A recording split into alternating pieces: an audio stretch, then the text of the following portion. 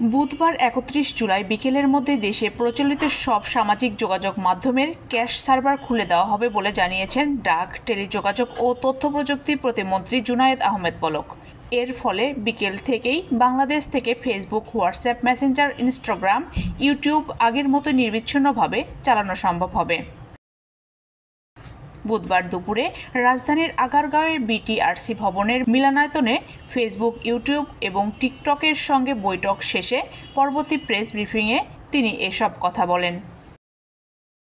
এর আগে সকালে মেটা, ফেসবুক, হোয়াটসঅ্যাপ, মেসেঞ্জার, ইনস্টাগ্রাম, সিঙ্গাপুরের এশিয়া সদর দপ্তরের সঙ্গে অনলাইন প্ল্যাটফর্মে এই বৈঠক অনুষ্ঠিত হয়।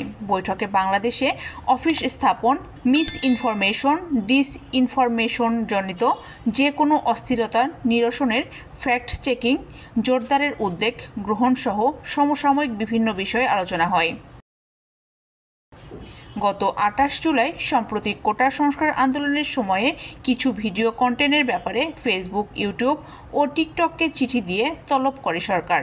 চিঠিতে তাদের কাছে যৌক্তিক ব্যাখ্যা চাওয়া হয়। একই সঙ্গে ৩১ জুলাই সশরীরে বিটিআরসিতে প্রতিনিধিদের হাজির হতেও বলা হয়েছিল।